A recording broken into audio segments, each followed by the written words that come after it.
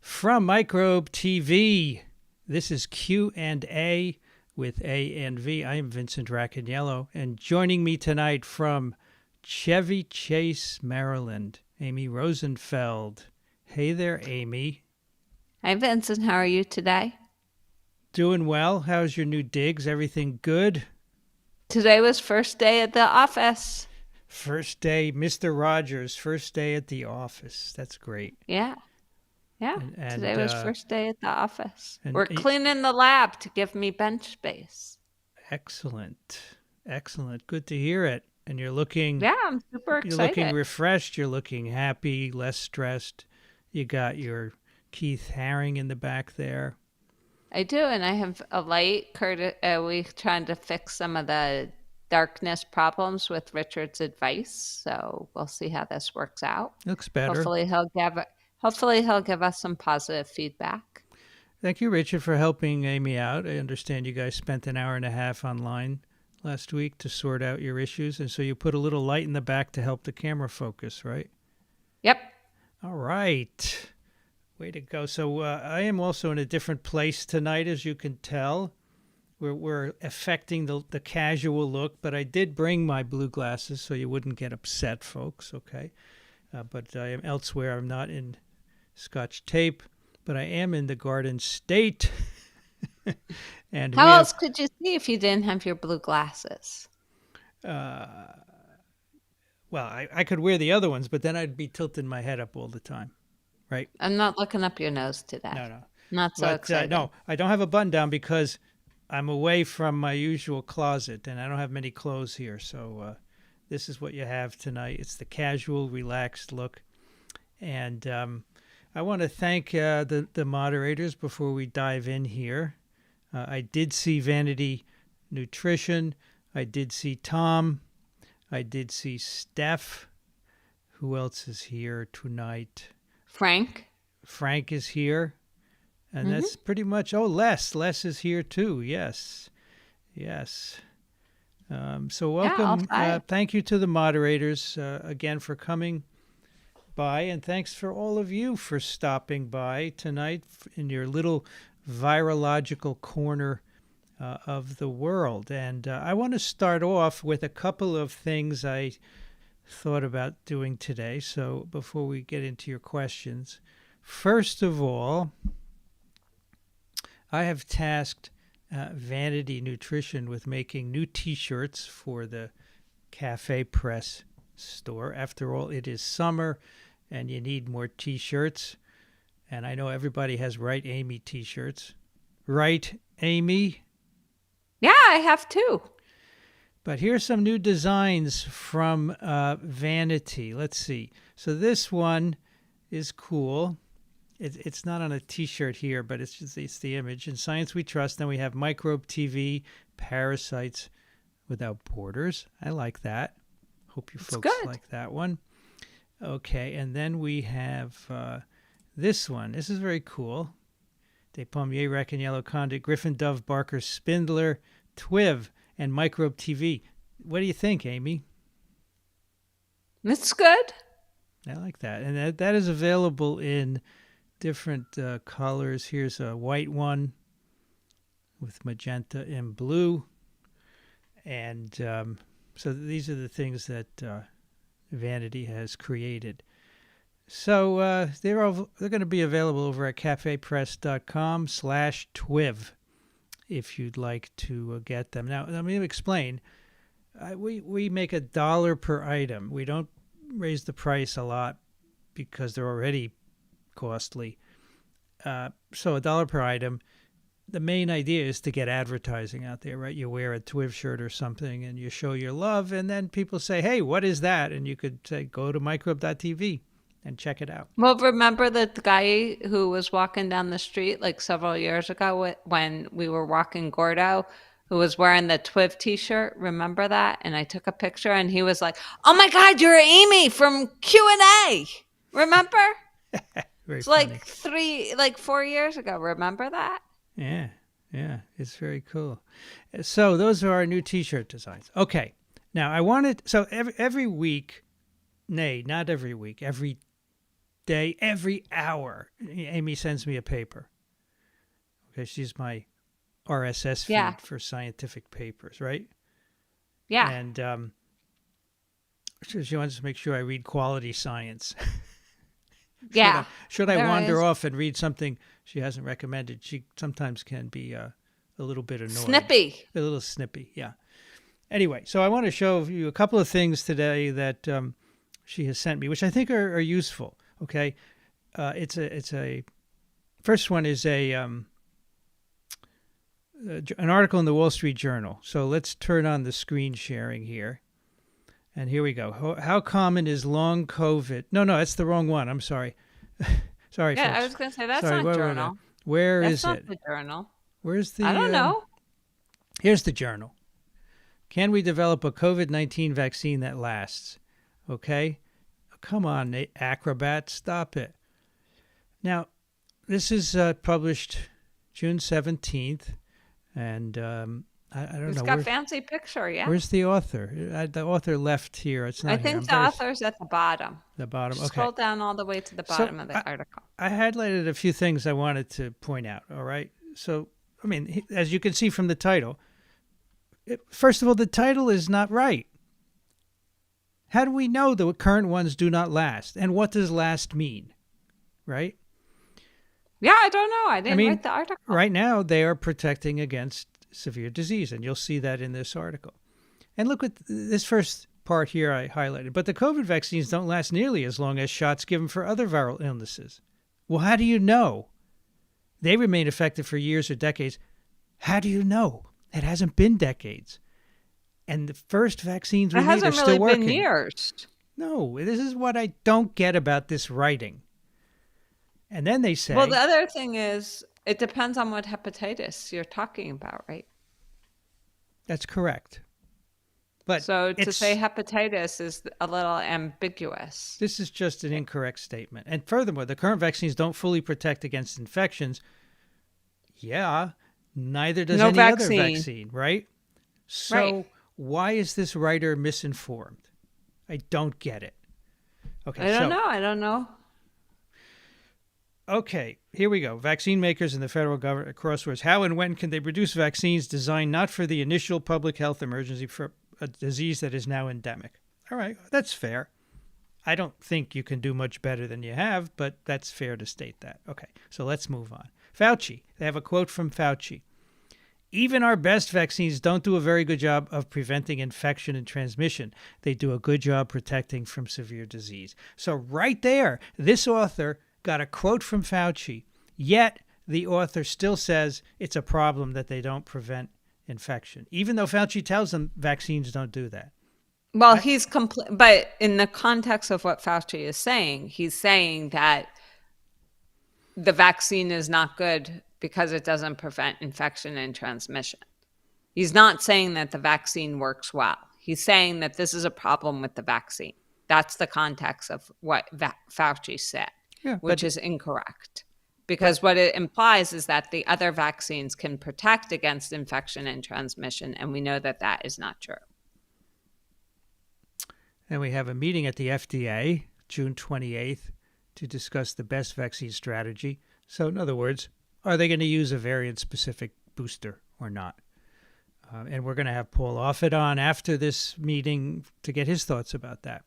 Meanwhile, researchers are working to develop a longer-lasting vaccine that would ideally protect against infection and last for several years. So first of all, break this down. Good luck protecting against infection. The normal way the immune system works is to contract antibody and T-cell levels. You depend on memory. That's the way it works. How are you going to get around that? I don't know. Making a subunit vaccine is not going to do it. A nasal vaccine is not going to do it. And then one that would last for several years. Well, how do you know this one's not going to last for several years? So these are issues that I have with this article. Wanted to point them out. And is there anything else? I think there's one more. Here we go. Immunity was also fading within 2 to 5 months after getting the initial 2 set of doses. Yeah, that's the way the immune response works. Immunity always contracts. And they have quotes from immunologists, from Peter Hotez, saying this is surprising. Even the protection provided by boosters, yeah, against infection, but not against severe disease. But this is a good quote here from Vin Gupta. There were members of the administration that went too far about what the vaccines could do, that it was a magic force field that would prevent infection. So Vin Gupta gets it. He understands that vaccines do not prevent infection and that it's wrong to think that they might. And this is an interesting statistic here. A fifth of people 65 and older got a second booster. And I'm part of this demographic. I did not get a second booster. They're saying, people are frustrated with frequent boosters. I'm frustrated with not having the data that says you need them. And finally, this is a very nice quote. This is Peter Marks, who's head of CBER. That's where me. And this is your boss, right? He's the boss of my boss. Yeah. He's way up.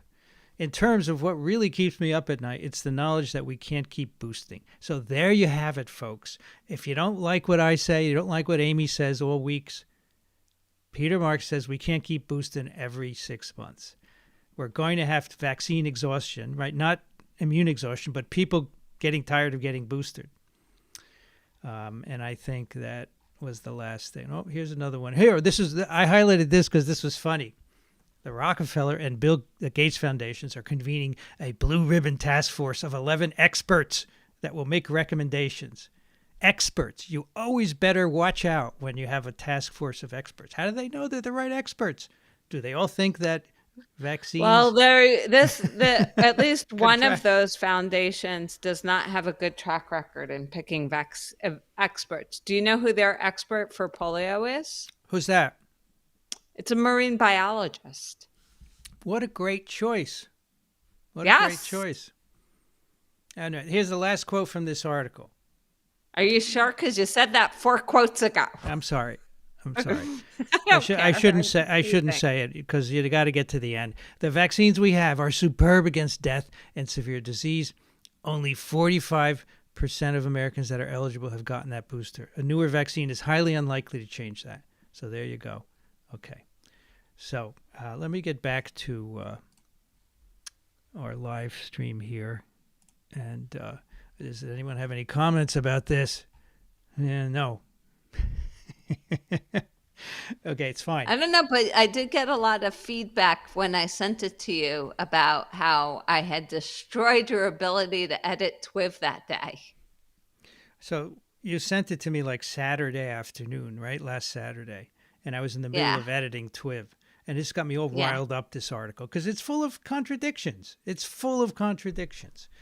I know, and you started screaming at me. Well, no, you can't edit TWIV. You've totally destroyed my ability to edit TWIV. I'm totally distracted now. Amy, you can't scream over a text message. I don't do all caps or anything like that.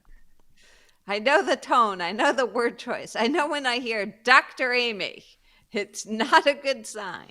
Okay, last week, let's take some questions before I get to the next article. Tom writes, last week Vincent asked the mods what aspect of immune system we would be. I called out innate, as did Les, on the basis of first crack at it. It's good, but I could be a T-cell on the basis of first initial. Yeah, because you're Tom, right? That's Tom good. is a T-cell. Tom the T-cell. Okay, I like go to that. Halloween. Yeah, I did it at the end, and I didn't see many responses, so it's good to hear that, right? It's good. And continuing on the metaphor of seeing new things, learning, remembering, and adapting. Yeah, that's good. All right. But what kind of T cell? Okay, let me get a book. And they're not on the tip of your tongue? Well, maybe he wants to be a gamma delta T cell, or a T helper cell, or a T follicle cell, or a Th17 cell, or a Th2 cell, or a T bet positive cell. Who knows what he wants to be? You could be all kinds of T cells.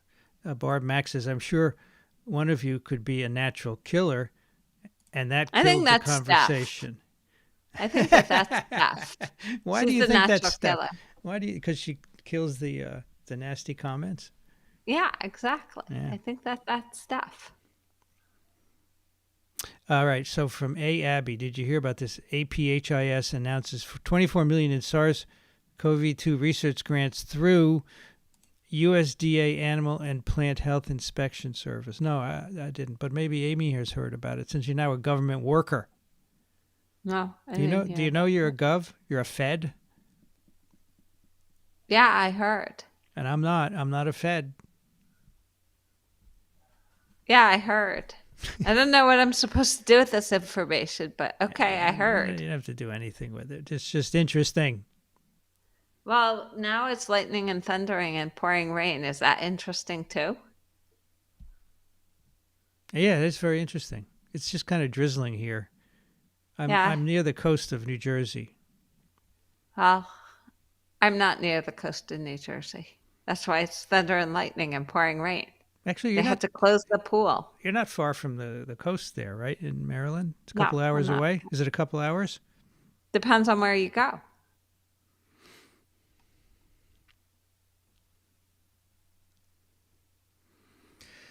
So here's a dangerous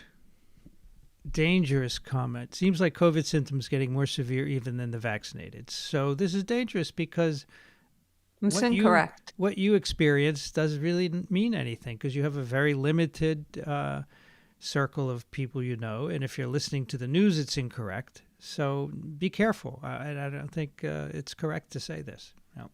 Well, not only that, but it's not correct in general. It's just scientifically incorrect. But here is Barb Mack, who's telling us about polio in London, like we were discussing earlier. Yeah, we'll get to polio in London for sure. Yeah. Caroline writes that her uncle just tested positive and has many questions. Hopefully, we are patient always, except when we get a little snippy, and for which I apologize in advance. Right? We can be Well, snippy, since I'm right? it's mostly me who's snippy, so yes, I guess I should apologize in advance. And Rob, of course, while the viruses are doing what they do, the fungi remain an active treasure trove of exotic biochemistries. We only see the tip off the truffle from up here. Rob is always full of wonderful sayings. He's Kathleen, a fungi. Southern New Jersey. So I'm in Ocean County right now, tonight, Kathleen.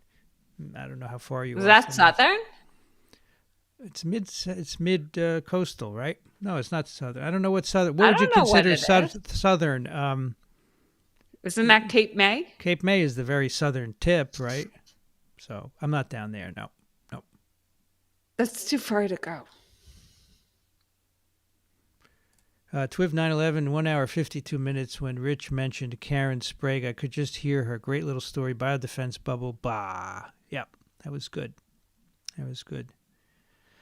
So anyway, the questions are all now visible, so you can ask.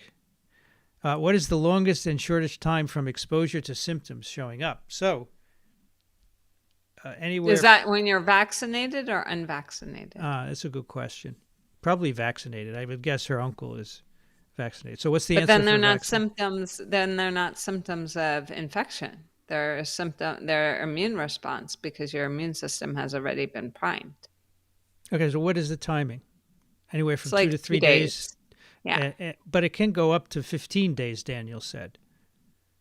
Yeah. I think But with an average of 5, right? Is that correct? Yeah.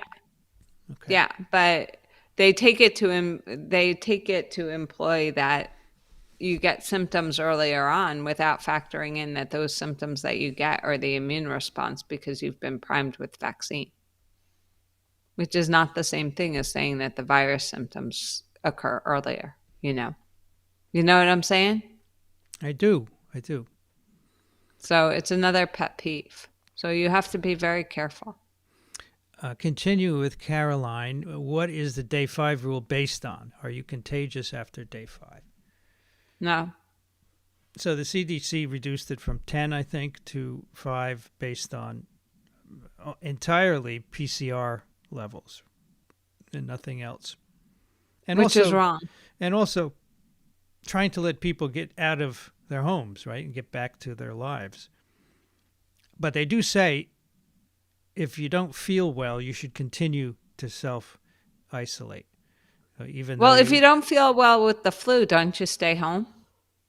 If you don't feel well with streptococcus, don't you stay home? you should.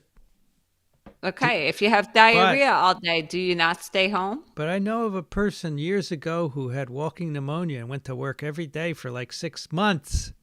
I forgot who it Yeah, well, I was. didn't say that they should follow that example. And I do remember that person. And I believe that that person was under her time constraint because she hated her postdoc and wanted to leave as fast as possible and needed a paper.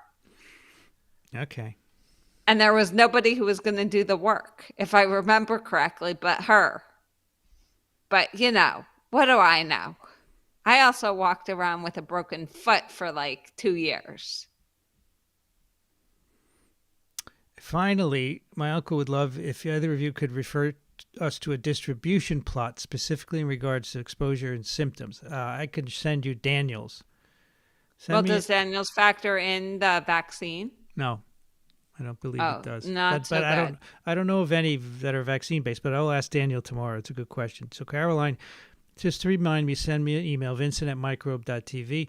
I'll ask Daniel tomorrow, and either way, we'll get you that distribution plot. Well, he Okay. should modify it because he should reflect the fact that symptoms now occur earlier due to the priming of the vaccine, and they're not related. They're not induced by the virus. They're induced by the fact that you have a prime. Yeah, that's correct. Okay. I think that's it for Caroline for now. And now Kang is here. How strong is the relationship between infectivity and plaque formation / cytopathic effects, especially when there is some manipulation of a cell line to render them susceptible? What a great question. Especially the last part. We artificially manipulate a cell line to make it susceptible to infection. And so it's right there. It's not a naturally susceptible cell. So what do you think? What's the relationship between infectivity and plaque formation? Infectivity of what? A virus. Well, I understand, but virus infectivity in what? In animal or in that cell line? In that cell line, I think the question is. So in other words, if a virus is more infectious, will you get more plaques? More PFU per mil? Not necessarily. But it can be, right? So if you grow It it in a can. cell line and it makes more virus, it's more infectious in that cell line, you get more plaques. But it doesn't have to be. Maybe. It Yeah. doesn't have to be. I mean, like FMDV, right, has a 1-to-1 particle to PFU ratio, right? Yes. Whereas if you make a lot of flu, you have a huge amount of defective interfering particles and very little infectivity. So you made a ton of flu, right? But you might not have increased the infectivity. Yep. These are all valid points. However, I would say CPE, cytopathic effects, are disconnected because you can Yeah, make well, cytopathic effects. There's lots of viruses like Hep C that don't have any That's right. cytopathic You effects. have lots of PFU, but no CPE, so they're really disconnected. It Well, they're not depends. they're no PFU. Yeah, they don't form plaques. So, do you know of a virus that will form a plaque in one cell line, but will not cause CPE in another? Yeah, for Yeah, sure. so it can be disconnected. That's what I'm talking about. But in the cell line where you're doing the plaque assay depends on cytopathic effect, correct? Yeah. Killing the cells in that little area so that you can count the Yeah, circle. but in total, like HIV and Hep C don't form any they don't form any plaques no matter what cell line you use. Correct. Good questions. Barb Mack has to say Mazel Tov to Amy for her new job. Very happy for you and well deserved. Thank you. Yes, Mazel Tov. We can have a little Hava Nagila and Hora now. No idea what you're talking about. You want a glass of water? Is that what you're saying? Yeah, I want a glass of water. Okay. What do you say, Mazel Tov? No. How do you No. toast? L'chaim. I can't. L'chaim means to life. L'chaim. Okay. Jan says hello. Good evening. Buona sera. Jan T. And Jan stands for... That's the lady you had dinner with, right? Yeah, I already forgot what her name stands for. It's not Janice? I think so, but I'm not sure. Um, wait a minute. I have a text from her that explains it. Hold on. Jan.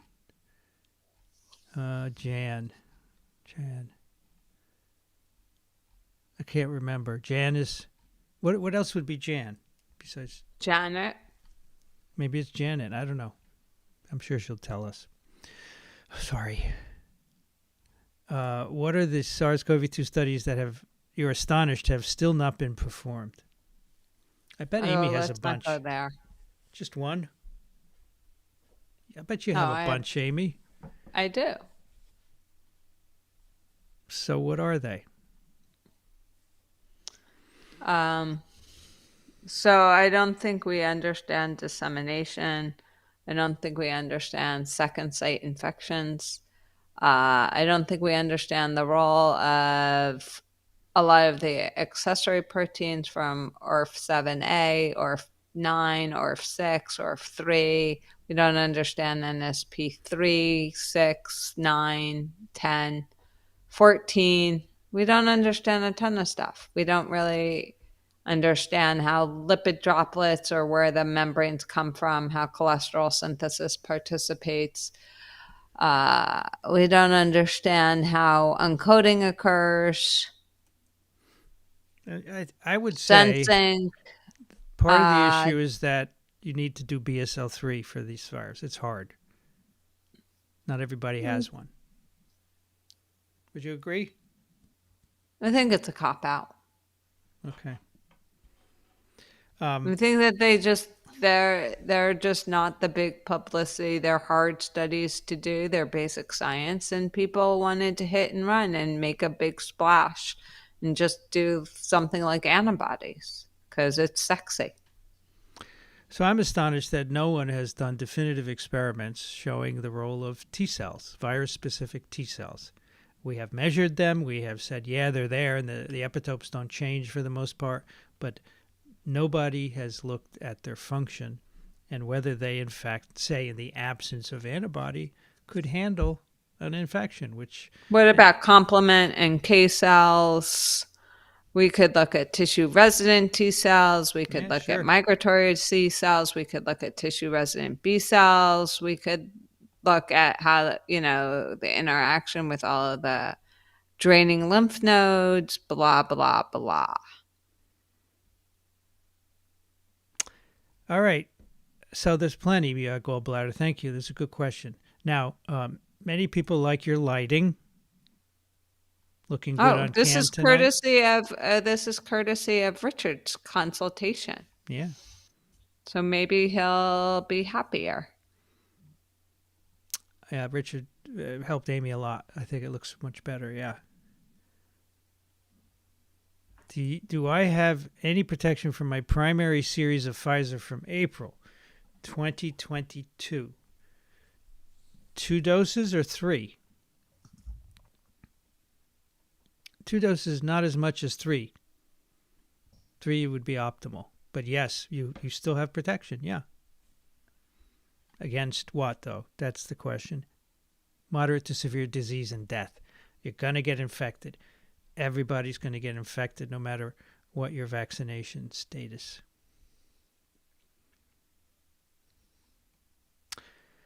Can you lose both taste and smell with other viruses? Yeah. I lost taste and smell in 1975, long before SARS-CoV-2, for a week, my first year at college. I couldn't taste any of the food in the cafeteria. How could your first year of college be 1975 if you graduated in 1975 and went to graduate school? Oh, I got it wrong. 1971. Sorry. How is that possible? I just wanted to see if you're listening. Yeah, but I do math. That's the problem. Yeah, it was 71. You don't do math. I graduated in 70. It could have been the fall of 70. Anyway, I lost taste and smell, and it wasn't SARS-CoV-2. But, what happened to me is not relevant, as I often say. But it's known that other viruses, influenza virus can do it, and probably others as well. Yeah, rhino. Patricia bought a Masks Are Cool t-shirt. Yes. She's in Northwest D.C. Is that near you, Dr. Rosenfeld? Yeah, it's where I walked yesterday. So I walked all the way to the zoo, and then I walked across to Georgetown, and then I walked back up to Chevy Chase. Cool. Actually, that was Monday. Yesterday, I sat on Zoom. Not so cool. Oh, yeah, you had a whole day of orientation, right? I had a whole day of Zoom not working, yes. Sundari, I've been traveling since 3 p.m. Tuesday to India. Now on my final flight, suddenly thought it is Vincent and Amy time. I opened YouTube, and it was 2 minutes. Welcome. Thanks for thinking of us. And Cool. bet you're looking forward to getting to your destination. Okay, here's one for Vanity. We don't have a This Week in Fungus, Vanity, but let's make a TWIF t-shirt. Something with a nice fungus on it, okay? And maybe we could have this saying a fungus among us. No, I think Rob would get mad at that because it's so common. It's so common, right? Yes.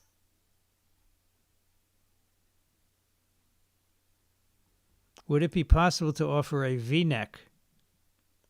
Yeah, Vanity can do that. Vanity, can you take care of that?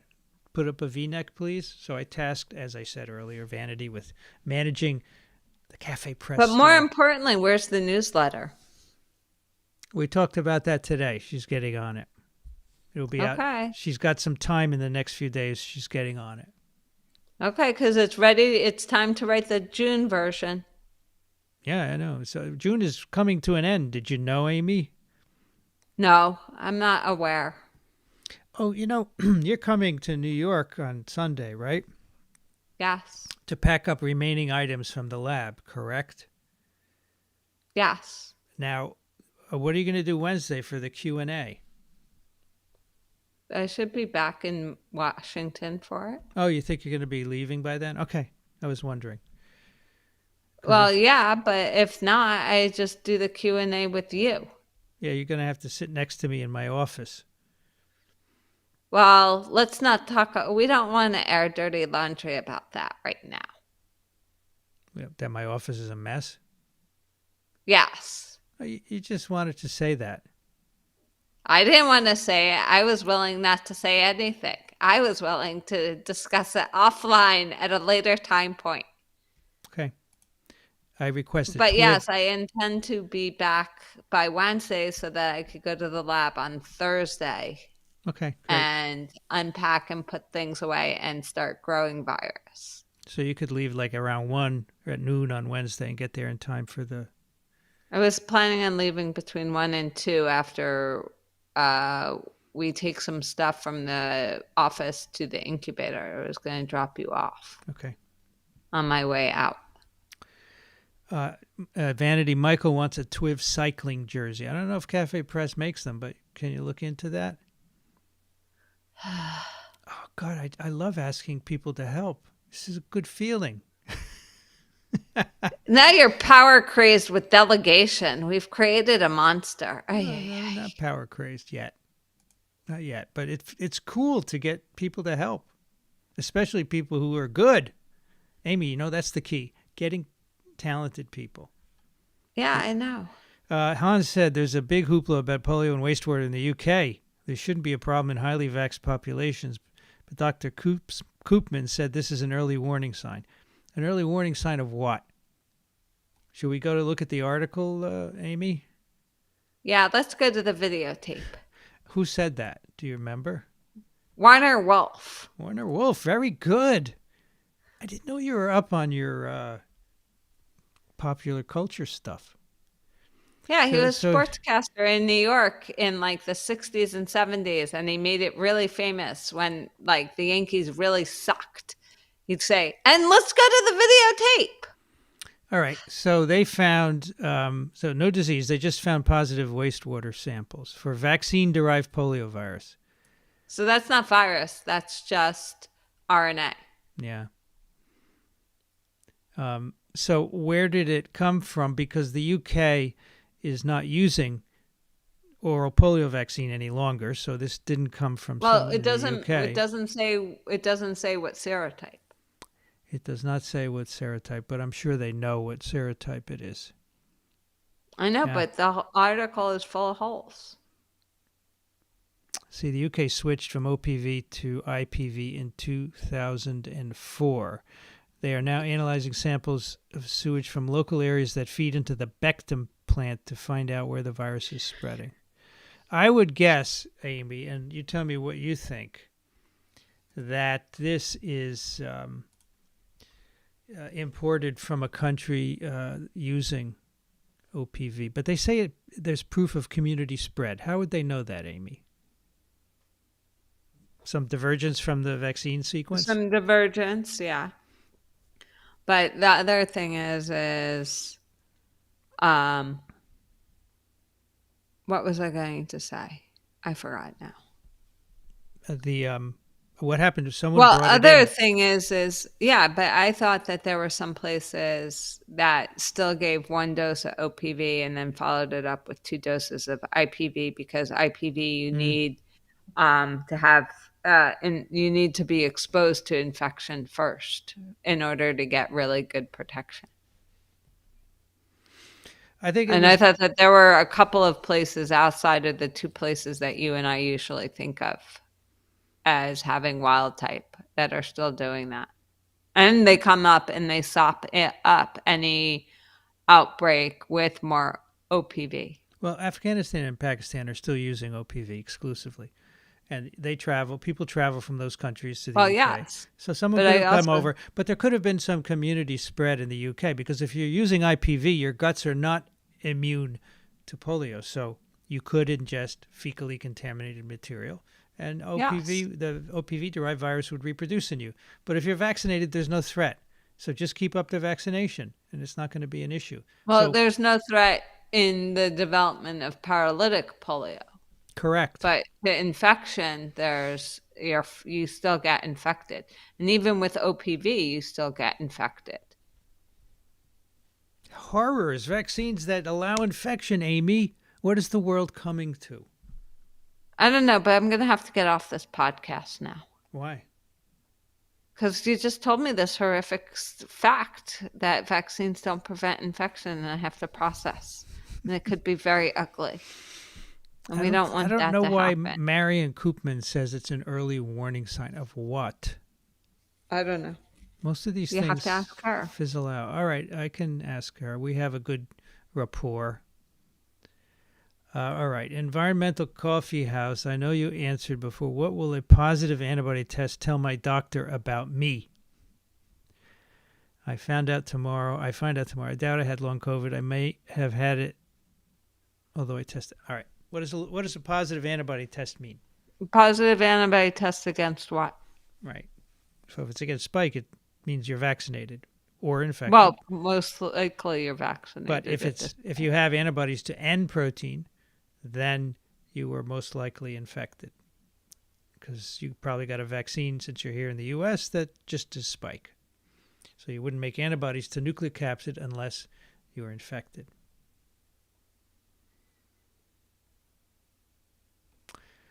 Oh, do we have a new listener tonight from Massachusetts? Glad I found your channel. Welcome.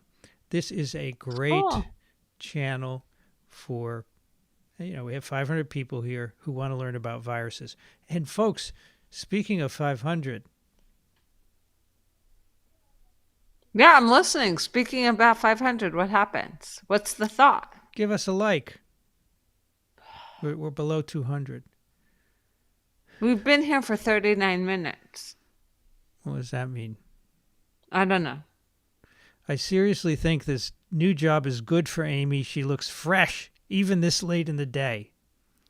But you're fresh all the time, Amy, aren't you? Yes.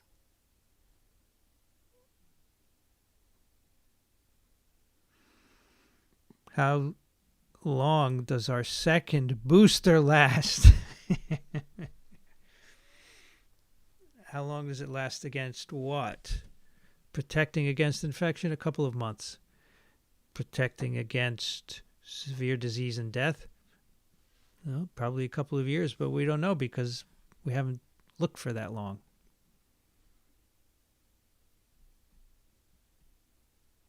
How are you liking Maryland? That's good.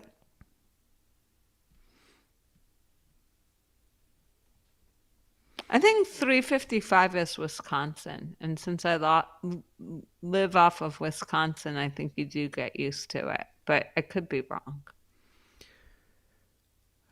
Good restaurant off 355 Black Market Bistro. You know that?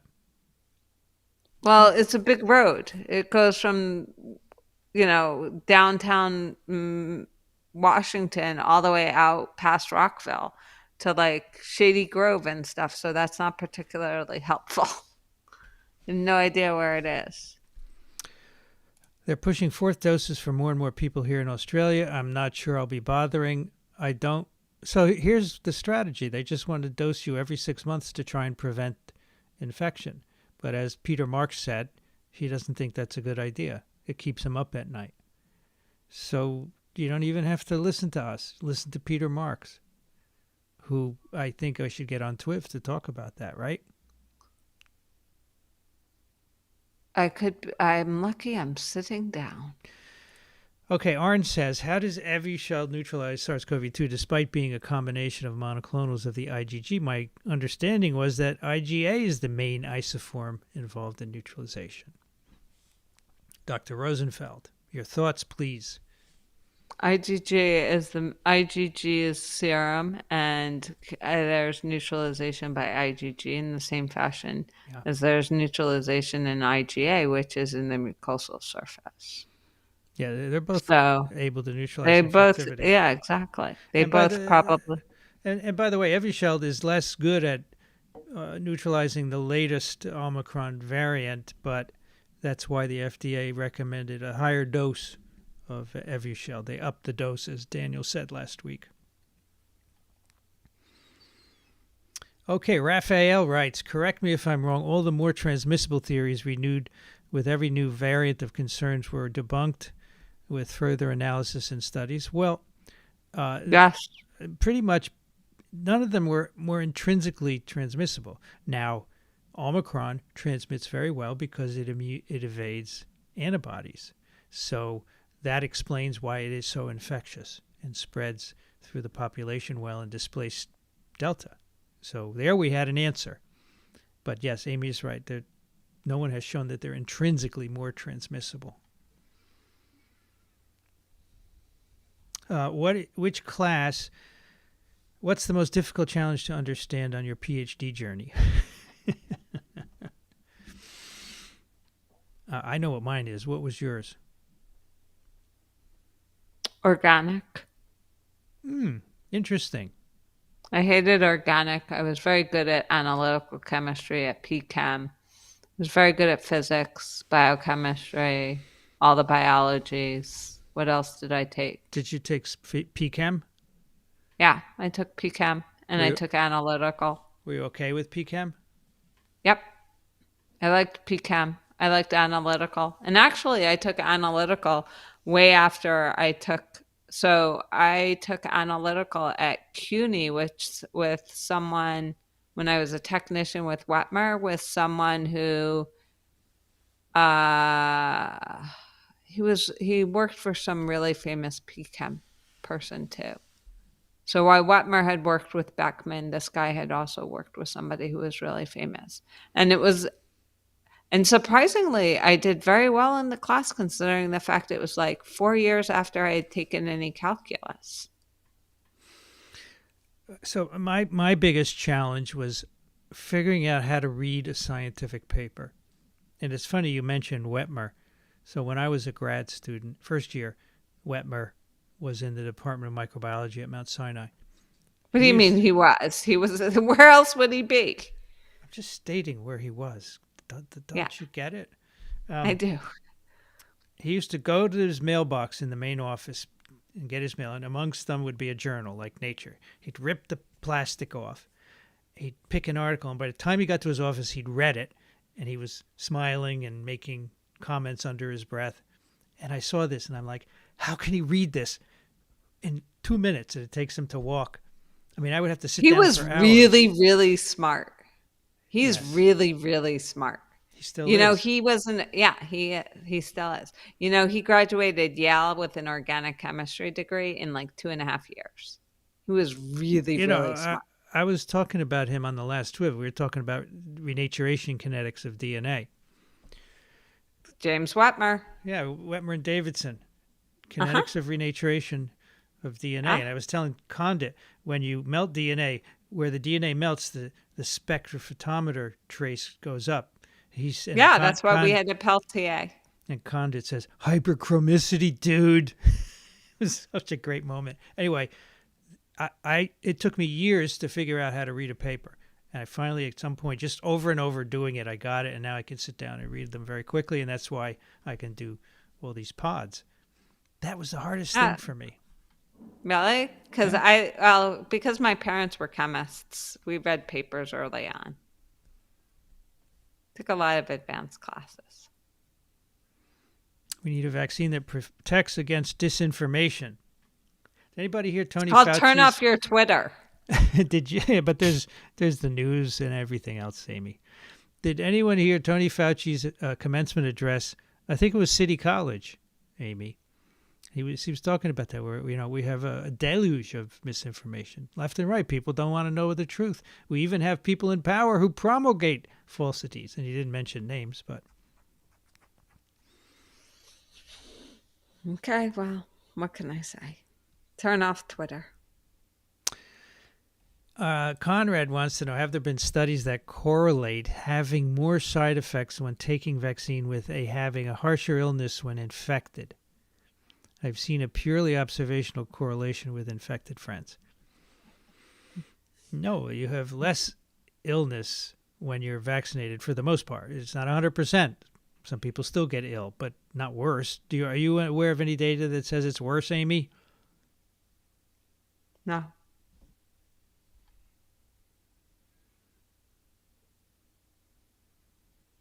Amy, do you think one or the other of the latest pediatric COVID vaccines is better than the other? No. No. Pretty much Daniel is on board with that, right? I think so. That's what I understood, but I could be wrong.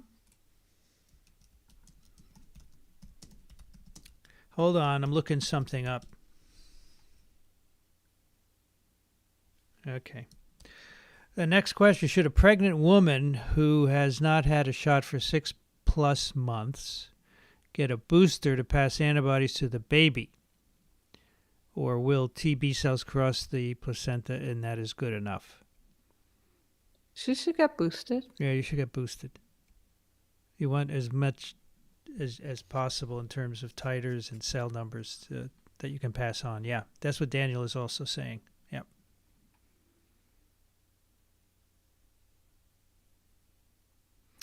Many treatments, for example, monoclonals for arthritis, require monthly injections, even intravenously, yes. So, Amy, Ian is using that as an argument for why it's okay to get a vaccine booster every 6 months. What do you think about that? So it's flawed. So monoclonals have a certain half-life and then they go away and your immune system doesn't make any. Whereas a vaccine primes your immune system to make their own B cells and then make memory B cells so that you always can recall. So it's a completely different. You're coming into the same response. You're coming into the pathway at a completely different point, and your point is at the very end of the pathway. So it's not correct. His point is that some people don't mind going every month for an IV infusion. So actually, that's not true. So, for instance, it does get kind of annoying that you have to go for one of my parents, they have to go every week. So they do, if they wanted to go away, it would be difficult. It's kind of annoying for them. I think the point is that you should minimize the number of I know what the point is, and that's what I'm saying.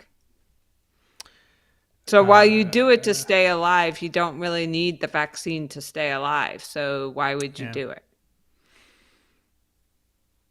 So Richard says, how many fish have polio? Maybe the marine biologist knows something. That's a joke, Amy. I got it. And when I see the paralyzed fish and it's not because it was smoked, I'll let you know.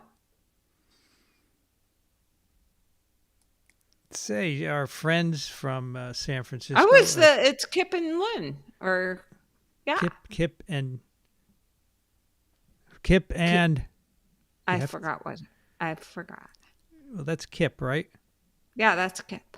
Well, thanks, Kip, the two PharmDs from San Francisco, for your contribution to the incubator. Do we still think it's as good as it's going to get when we speak of the current state? That's a tough question. It depends where you are, right? What country? Because all things are not equal globally.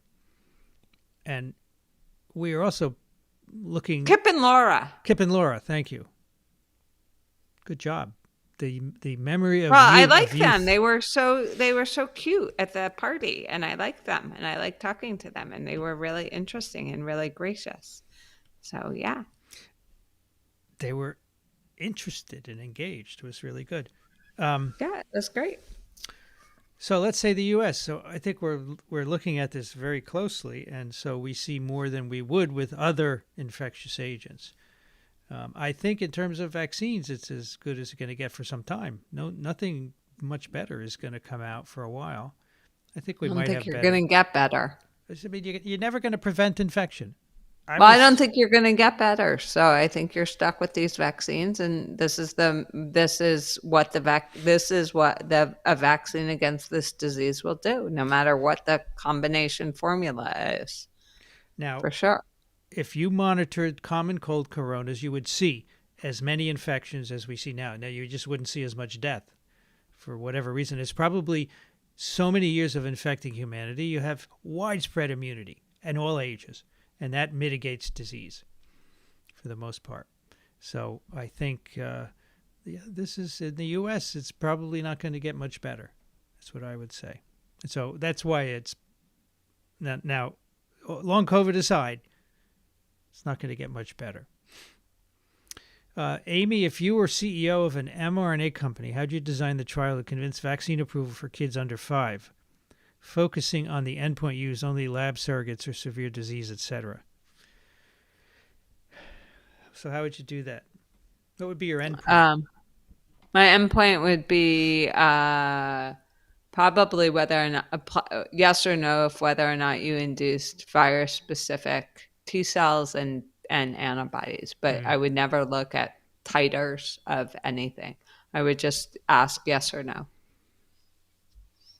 Because there's very little severe disease, and I don't know what the correlatives of protection are. So I would just look to see that you that you stimulated epitope-specific T and B cells. Yes or no? Yeah, I think that's right, because at that age, as you say, there's very little severe disease and death, so you can't use that as an endpoint. You'd never get enough kids in the trial. Right, and who knows what 50 antibody units means versus 5,000 antibody units. I don't know. I don't have any idea. But you will find people who tell you what it means. Well, I understand. I can find people who tell me what it means. I can also find people who will tell me that the world is flat. Well, also, I have a bridge if you want to buy it. No, I don't want to buy the bridge. Okay. It's a nice Why would bridge. I want to buy a bridge? Goes to Brooklyn. What am I going to do with it? I don't live in New York. Okay, you're right. Markle says, I like what Dr. Pullen says on his Q&A. So the quote I gave was good. He said the right thing. Elise wants to know about polio. We talked about that. If SARS-CoV-2 isn't transmitted by fomites, why is there still some obsession with hand sanitizers? Is it just habit now? Pretty much. Yeah, but also... What's other things? Rhinoviruses, fomites. Other things are transmitted by hands, so it's good to have good hand sanitation. Like poliovirus can be transmitted on your hands if you get fecally contaminated hands and so forth. So it's still generally important for other things. There's other viruses? Where is it now? Here we go. If no vaccine prevents infection, but the difference is that with polio mumps vaccines, almost no infection is symptomatic. whereas with COVID, much more infection. I don't know. Do you understand this, Amy?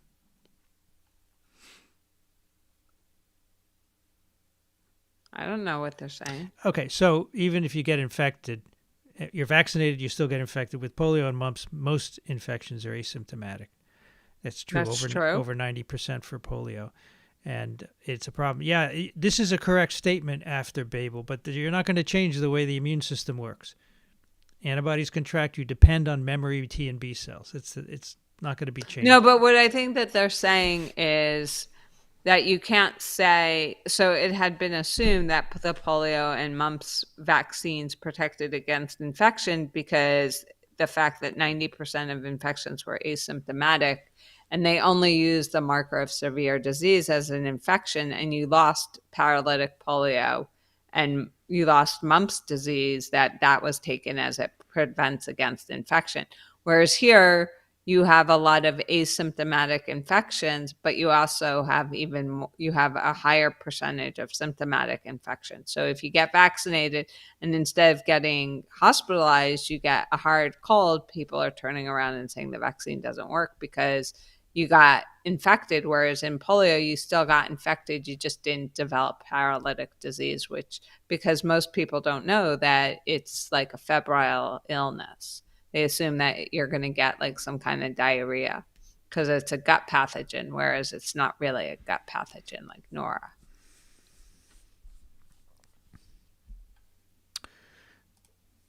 Marge says, yeah, you can't scream in text messages. Yeah, I know you can. I was just joking. I often do these things to rile one of you up, you know? What do you think? Who's us? There's one of me. Are you saying my multiple personalities? Oh, there are 516 people listening in, watching. Huh? I like to rile some of them up. Why not? Oh, Good-natured, okay, well, good-natured riling. Yes. Did you see a Lancet paper about there being less long COVID with Omicron than other variants, just previous infection and vaccination or something else? Yes, I did see this paper. So did Amy. I asked her to send it to me this morning. Actually, what's two? Twice? It was the second time I sent it to you because Okay. the first time you lost it. You know, I'm human like everybody else. Yeah, I know, but you like to rile people up. I like to tease you. I don't care about the other people. I like to tease you because I care get about them. They correct love them. you. They love you. Well, don't yes, they? but they don't get the same response as watching you. Yeah, I did lose it. I said, Amy, where is that paper? And within minutes, even though she had a busy day, she gave it to me. Thank you. So, well, it's infection, right? Because we don't have an Omicron-specific vaccine. So these are people who had Omicron versus Delta infections. And there's a very nice figure, which I don't have up now, but we're going to do this on Friday's TWIV. But it's subject to all the same limitations of long COVID studies, which are numerous and are pointed out in a very nice Nature article. And that's why every separate study on long COVID comes up with a different answer, right? And in fact, there was one person here. Let's bring this up. This is actually a good point to bring up this article. How common is long COVID? Why studies give different answers? Just having more numbers doesn't allow scientists to solve certain mysteries like how well vaccination protects against it. So I did highlight a few things here.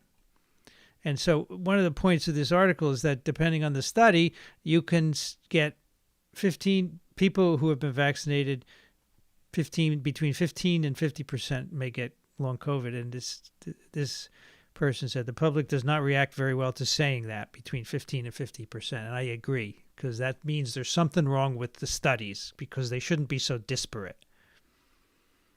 And they say part of the problem is the definition, which has been linked to more than 200 symptoms. No agreement on how to define and diagnose long COVID. And estimates range from 50 to 50%. This is a real problem. And this is an interesting point. The number of data points considered is often so large, we mistakenly assume that the data must be representative. but this isn't necessarily the case. I think that's a really good point. More numbers doesn't mean it's representative. How symptoms are recorded is a problem. Doctors rarely list a code for every symptom a patient is experiencing, so the choice might vary from one doctor to the next. Some studies rely on self-reporting. Some studies rely on that, and that can be biased, as you know. And studies that rely on smartphone apps won't capture data from disadvantaged communities. So here's the study that we're just talking about. COVID caused by Omicron was roughly 50% likely to people who had Omicron, 50% less likely to develop long COVID 4 to 8 weeks after infection, which I would say isn't really long enough, right?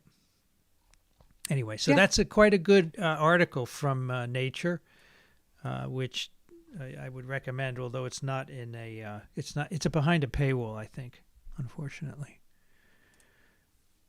Well, thank you, New York Cohan, for queuing that up. And here's one for Amy.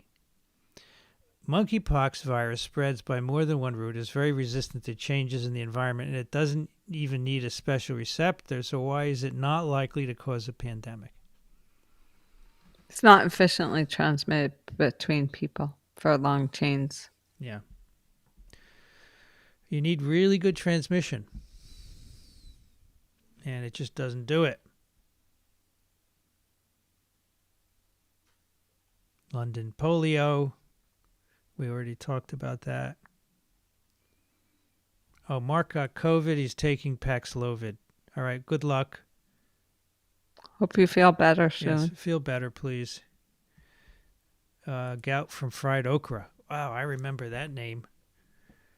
With new BA.4/5, should I wear a mask even though I caught it in January? No, you don't need to.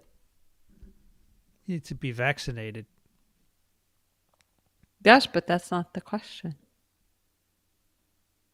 I can always interject, can't I? Yeah, near the coast means down the shore. Yeah, I'm down the shore. Exactly right. I don't like the expression. Do you like down the shore, Amy? Not particularly. Yeah. All right, Heather had 2. Okay, here we go. Heather 1. Friend had to quarantine twice this month for what she said were 2 separate COVID infections. Healthy young, no comorbidities. And I don't know if they were actually 2 separate infections. Maybe it was one long one. And part 2, if truly 2 separate, what went wrong from an immunological perspective? Would have thought antibodies would still be circulating. Some people don't make antibodies. Correct. Some people do not. See, we assume everybody does the same thing, but they don't. So that could be it. But I would guess that it's all one infection, that it was never Yeah, I think resolved. It is one infection. You're near Atlantic City, so you're quite far south of me, yeah.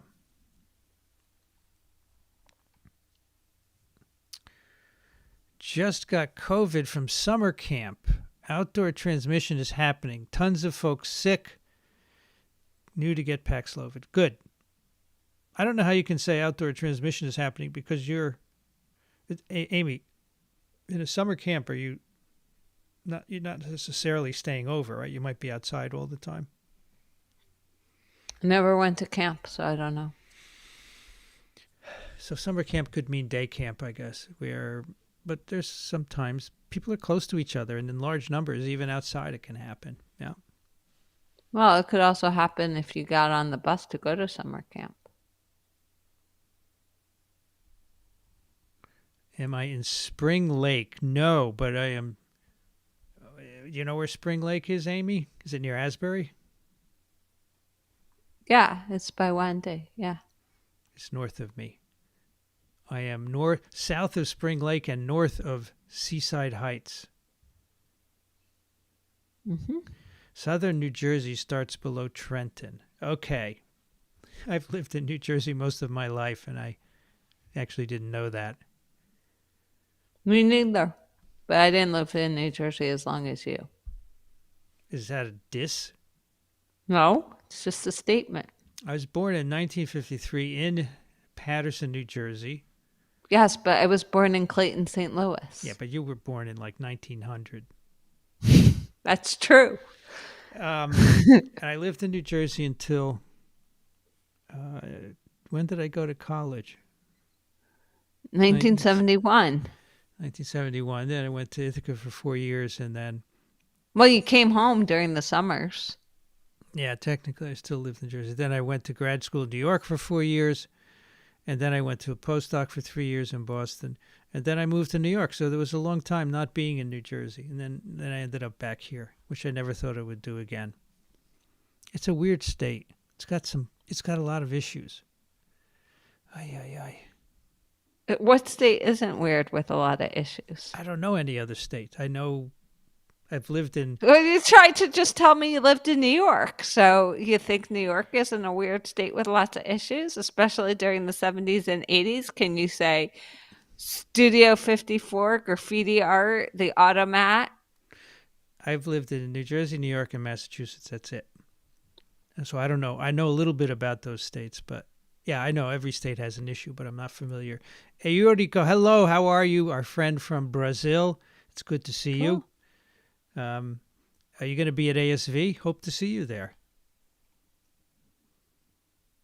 I don't understand the complaining about frequent boosting. I get monthly allergy shots, and of course they make my life better, but don't prevent me from sneezing ever. So, so that's half of the story, Doreen, right? Some people are not interested, but my half is I don't see the science that says we need it, and neither do a lot of other people, including my co-host here tonight and Paul Offit.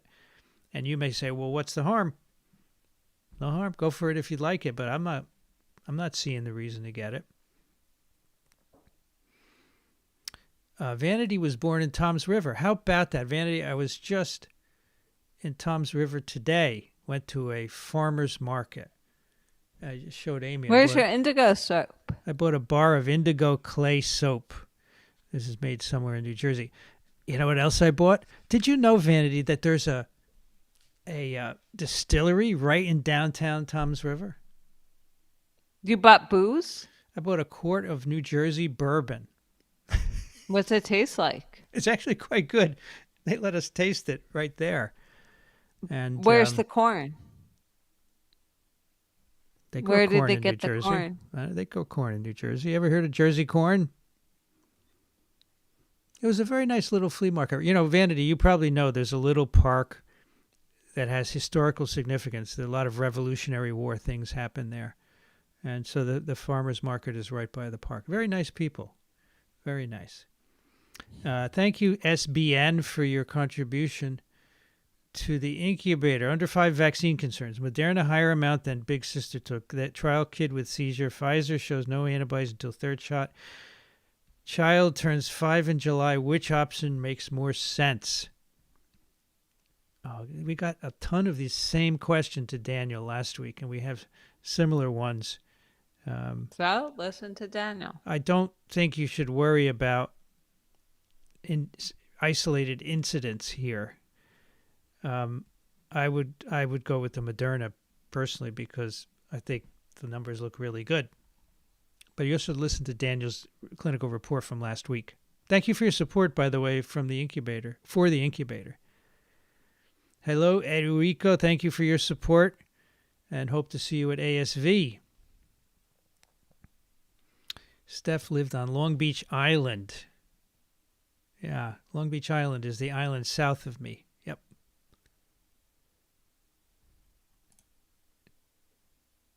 No Paxlovid in Canada in her 30s and boosted just on. So this must be referring to someone who I've forgotten.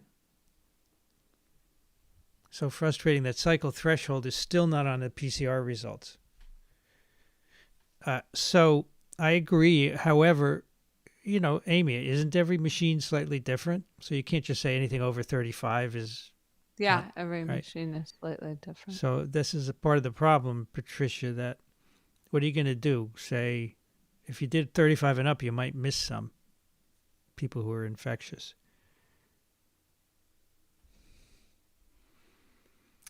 Hello. I wanted to ask about a time many years ago where you did a seminar with Ry Young from A&M. We did a TWIV there, yeah. He did and still does work with bacteriophages. What did you all talk about? Therapy. We talked about phage therapy. So they had a very interesting and dramatic experience with a patient who was deathly ill. He had an Acinetobacter infection. He didn't respond to antimicrobials.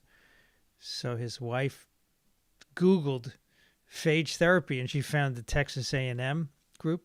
They gave him a daily intravenous injection of phage, 10 to the 10th phages for 2 weeks. He came out of his coma and recovered. So we talked about that. It's really a cool story. You should listen to that TWIV. Just search for TWIV and Ry Young and you will find it. You remember that TWIV, Amy? I do.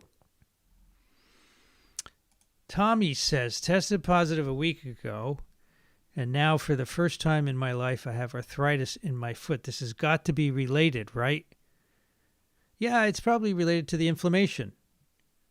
Okay, inflammation, the immune response wreaks havoc. It's, it can be dangerous, and so it wouldn't be surprising that you got a little arthritis there. Right, Amy? Do you think that's not surprising? Sure, we can go with that. You want to make the comments bigger. Okay, let's try and make them bigger. Let's see. Hope I pushed the wrong button. I need a producer. So right now they are, I don't even know what size they are. It looks like they were pretty big. I made them smaller, didn't I, Amy? Amy? I guess so. I'm thinking. Those are a little bigger, I think. Now it's bigger. Okay. There you go, Patricia. Are mushrooms antivirals? No, they're psychedelic drugs. Well, not all of them are psychedelic. Well, some of them are good sauteed with garlic and white wine. There were some great mushrooms at the farmer's market today. Did you buy some? Yeah. Why not? Just, sometimes you see things you want and you see things you don't want, right? Yeah, always want a mushroom with white wine and garlic over pasta. It's always yummy. We bought crab cakes. They were delicious. Oh. You bought them fried there, or you took them home and baked them? No, they were raw. We pan fried them here. Mushrooms can have antiviral compounds in them, yes. Now, offhand, I don't know of any that have been made from mushrooms or fungi. Do you, Amy? Any No. antiviral? But it's possible for sure that they might. Had a patient today, lots of chronic problems, kidney, liver, ascites, etc. Test positive, no symptoms other than his chronic complaints. Well, probably unrelated to COVID, right? Probably.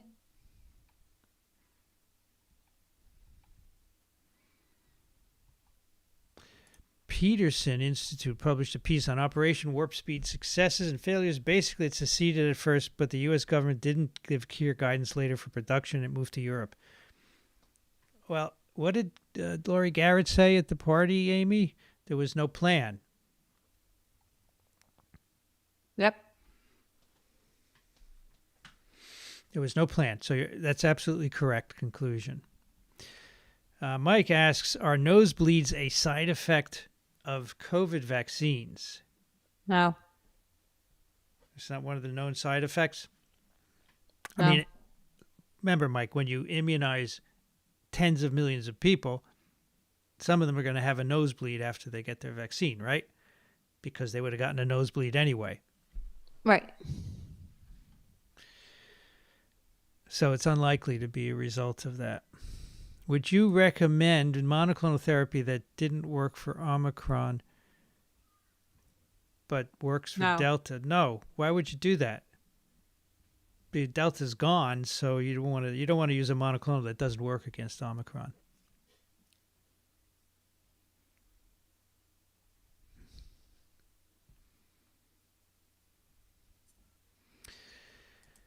Oh, that's a comment for SBN. Hello, wondering, is it possible we could have received sterile vaccines due to incorrect storage? It was my understanding that mRNA was quite fragile. I don't know what sterile vaccines are and how it would be influenced by incorrect storage. Well, You should get no sterility if it's incorrect storage. well, inactive. I don't let's say. understand. Maybe it's the degraded. question. The nanoparticles are degraded. It's possible, sure, but they were very careful about the shipping. But it doesn't rule out that it got to a local pharmacy and they left it out. Sure, there's always. I don't know. I don't understand the question. The vaccines are broken because they weren't stored properly. That's what sterile vaccines means. Yeah, that's what she means. That's what she means. Okay, so it's possible. I think it's quite unlikely because I've heard stories that pharmacies leave them out, but they're stories, so I don't put much. I go get your vaccine. That's all you can do. You know, there's certain things you can take care of, and there's other things that are out of your hands, and that's one of them. You gotta have There's faith. certain things that are out of your hands that are ludicrous to worry about because they occur one in every bazillion times. This sounds like one of them.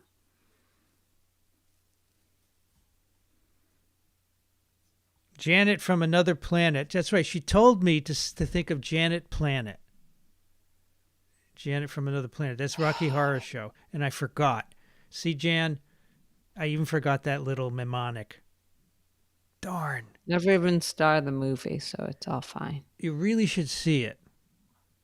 Yeah, it's right on the list with the 10 Star Wars, the 3 Raiders of the Lost Ark, the 3 Godfathers, Jaws, and a few other things. You don't have to see all of those. You need to see My Cousin Vinny, though. Did you see it? No. All right. Since I got COVID, I keep getting nosebleeds, but also on Paxlovid, so not sure which it is. Well, you're not on Paxlovid for more than 5 days, right? So does it correspond to taking Paxlovid? I don't know. As Amy said, a nosebleed isn't a known side effect of the vaccine, I think you said, right? Yeah. To what and extent? many people get nosebleeds when they're highly congested and they blow their nose all the time. Good point. The polio found in London is real, but it's just in a vaccinated population, it's not an issue. It really isn't an issue. Today's my Nay9 from the initial Binax positive had mild symptoms, gone around by day 4, tested Binax positive today. Am I still, I guess you wanted to ask, are you still infectious? Probably not. No. Probably not. The tests are going to go positive for a while, unfortunately. They can do that.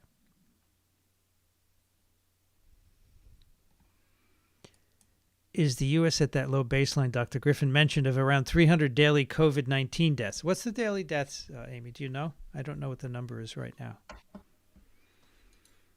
I can tell you in a second. Sure. Okay.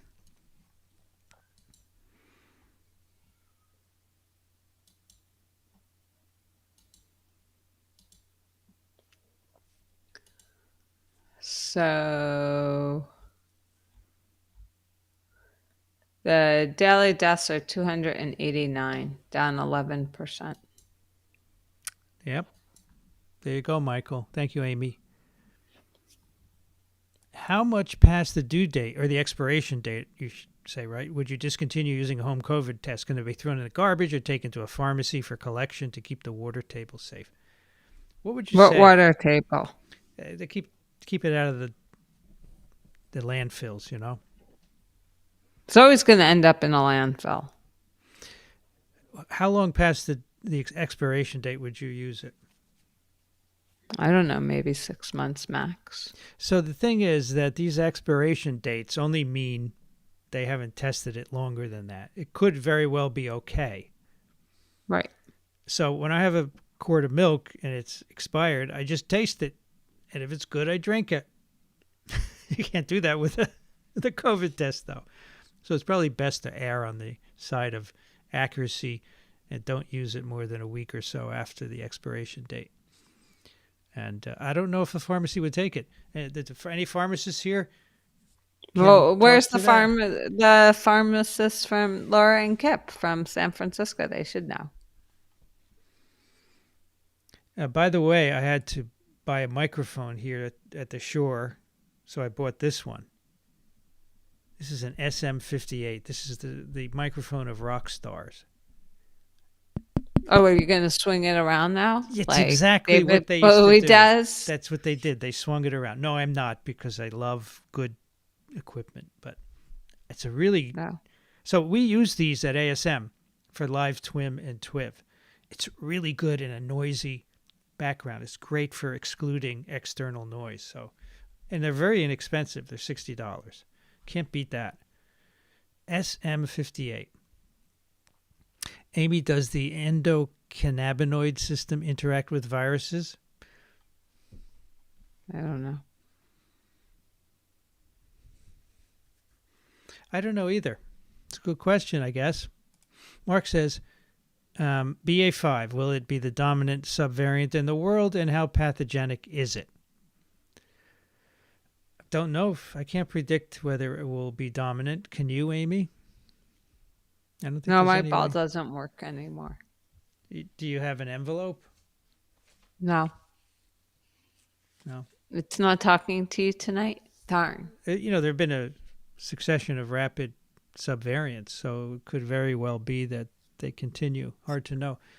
It's just as pathogenic as Omicron was, which is to say it was pathogenic. It killed a lot of people. It was wrong to say it was not pathogenic. That was incorrect. Ted says, my summer reading is focusing on FDR, and I'm intrigued by articles that suggest he had Guillain-Barré, not polio. How close are the symptoms? Very different according to Sabin. Yeah. Someone recently I talked to, who was it, said, there's no question FDR had polio. What do you think, Amy? I think it's pretty clear. And you can't do a biopsy and find out by PCR because the virus is long gone, right? Well, the lesions don't look the same from Guillain-Barré and polio. Sabin is very clear about it.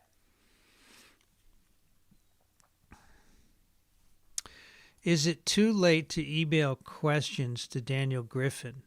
No. You can email them tonight, Caroline, because tomorrow is we record at 5 p.m. And I'll put it in. By the way, the FDR, you should read Oshinsky's book, right? What's the name of it? I'm reading it. I have it now. What's the name of it? Polio? Yeah. I just took it to the office, put it on the bookshelf. Because he talks a bit about that. Mm-hmm. Sabin had Guillain-Barré? I don't think Sabin had Guillain-Barré. Did he? Yeah, he did, actually. He did. He used to tell me it was very painful. I was wrong. Yep, he had Guillain-Barré. Spins the Bunny Planet by Rosemary Wells. Why are we quoting that? It's a lovely saying. I have to tell you, I saw a shopping bag today. It's actually in my home, so... okay, Steph just sent me a text saying increase the font size, which I did some time ago, over a half hour ago. Sorry. I want to show you this bag that I got. I found in my home. Okay.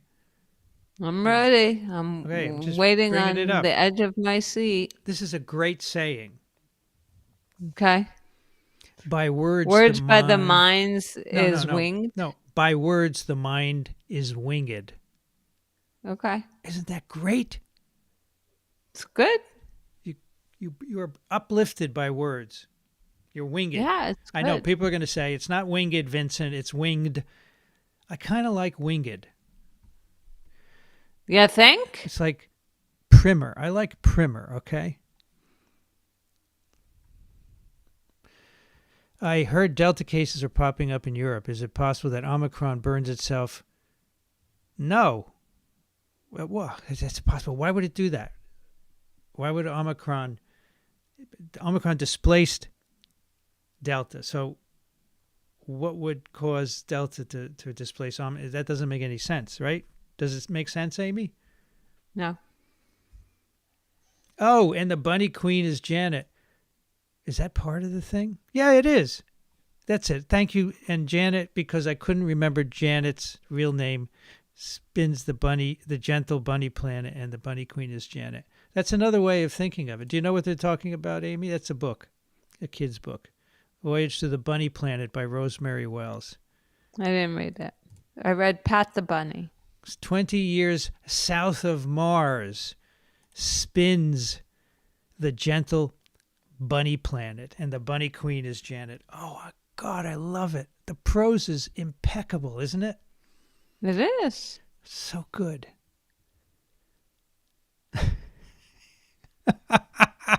This is funny.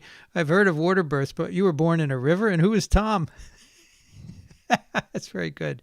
That's really good. It's a joke. I think it's really funny. It is very funny. After 2+ years, I tested positive this week. Doing well, though. Good. I'm glad to hear you're going well. Okay, polio again. Okay, so here's a question for Amy, because it has to do with the brain. What do you think of Penrose's OR theory? Brain structure is a continuous threaded together syncytium where subcellular parts like tubulin are important with cells akin to housing. It's not a subcellular. It's not a continuous thread of syncytia. It's individual cells. So you don't like this? No, that explains muscles, and in part maybe the heart, but not the brain. No. All right. I have to say, Amy knows her neuroanatomy. She could have been a neurosurgeon in another life.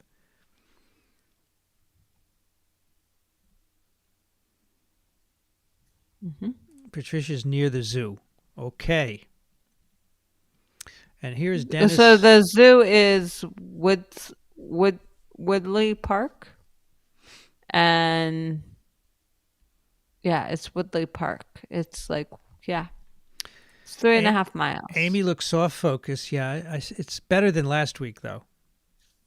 Mm-hmm. Light intensity could be warmer. She's got a little button. She could warm it up if you wanted. Do you have the magic white button? I think warmer's to the right in the big black circle. No, it's intensity. You don't want intensity. Not up and down, left to right. I did left to right. Warmer turns on the blue lights. So right turns to the blue lights. It's too dark. And this turns to the warmer lights. And this makes it dimmer, and this makes it more intense. Well, that's too bright. That's good right there. Okay. I mean, it could be warmer, but it's not working. I don't know why. When I was there, I set it up. And it does work. This turns on the blue lights. But what about the warm lights? No, it just replaces the orange lights with white lights and blue. So this is cold. This is where you replace all of the blue lights with orange lights. Okay. That's good. I'm good with that. This is where you do intensity. Okay. Go back up again.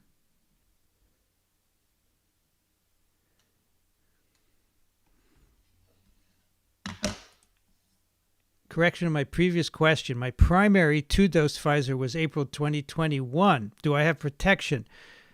Yes. Not complete. It's more like 60s percentage. You can get it better with a boost. Okay? I think you should do the boost to broaden it against Omicron. Okay. Sure. Can you repeat the best website for color images of viruses? Yeah, let me put it on the screen here. Oh, it's too small. Here we go.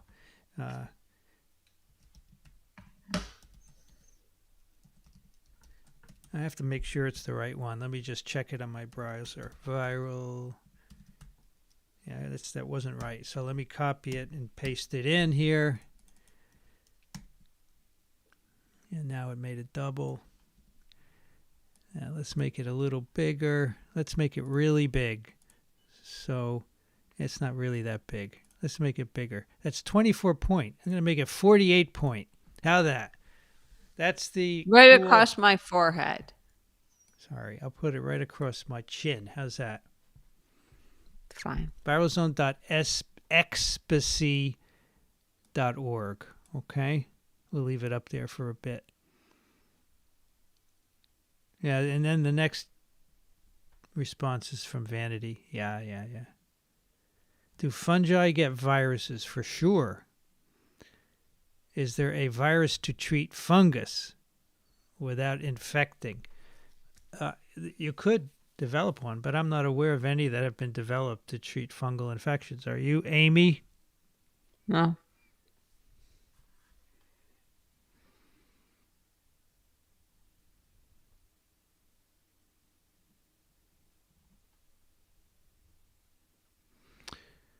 Why is the highly vaccinated Portugal, Estonia, Finland, Spain, and Malta also have the highest COVID mortality rate? I'm not sure that's correct. So you need to be careful, and it has to do with age of the population, comorbidities, and so forth. So Has to do with when you took the rate. Also that too. Yep. So just don't look. Yeah, many people are asking D for the sources, so I don't think that's correct. Thank you, Laura, for your contribution to the incubator. If we are all going to get infected eventually, am I on a fool's errand as a vaxxed and boosted person by trying to avoid it all with masking? I would never call you a fool. If you wish to protect yourself because, say, you're concerned of long COVID, perhaps, then by all means continue to wear a mask. Amy and I no longer wear masks, even though we're vaccinated and boosted, because in our estimation, you don't need to. But you are not a fool to want to do it. But yes, eventually everyone will get infected. And here's your friend, our friend. Yeah, it's Jen. Jen, you going to go visit Amy one day? Yeah, she should come. She and her kids should go to Washington, and then they could stop by and see the painting on the wall in the new office. Ian, thank you for your contribution. RE SARS-CoV-2 being a common cold, how would we know that the virus is less pathogenic rather than Homo sapiens attaining greater immunity? Well, it would be hard to distinguish. Yeah, for sure. And the problem is, as Amy would point out, you're not going to be able to do infections in people. So you're going to have to use an animal model, and its veracity is going to be of question. So you won't know. It'd be a really hard question to answer. It could be either or both, maybe a mixture of them.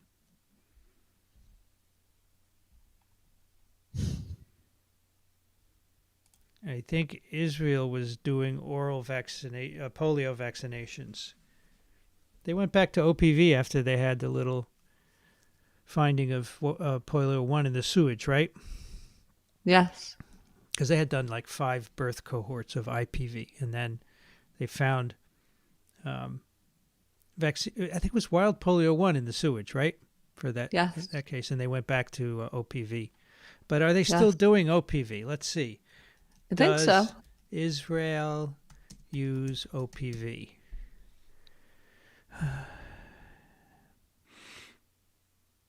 Israel. Oh, this is an old article. It's too old to be able to give me an answer. 150 countries still use OPV, Amy. Shocking.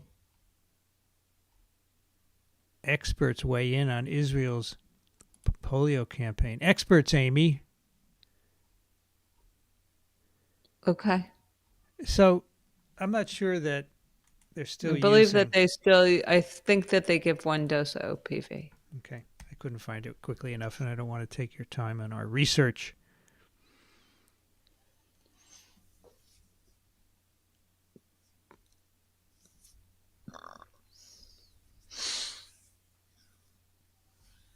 How soon after COVID is it safe for a shingles shot?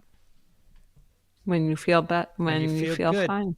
When you feel good and you're negative and you can go out from that self-imposed isolation. That's what Daniel says. Yep.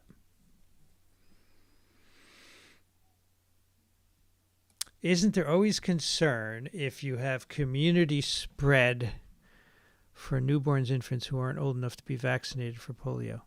Well, you have maternal antibody protection for a while. First dose is at 2 months. Antibodies are up to 8. First dose is 2 months? Mm-hmm. OPV? 8 weeks. Yep. And IPV. Yeah. 2 months, then 4 months, etc. Yes. It's 2, 4, and 6 months, then a year, and I think 5. Mike asks if lactic acid inhibits CD8 T-cell mediated killing, would anti-lactic acid regimen like sodium bicarbonate improve immunity in this respect? No. No, I don't think it would.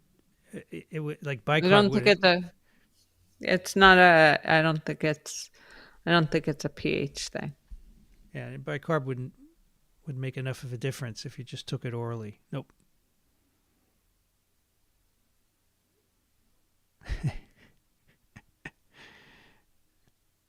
Amy looks fabulous. Amy, you look fabulous, they say. Yeah, it's good.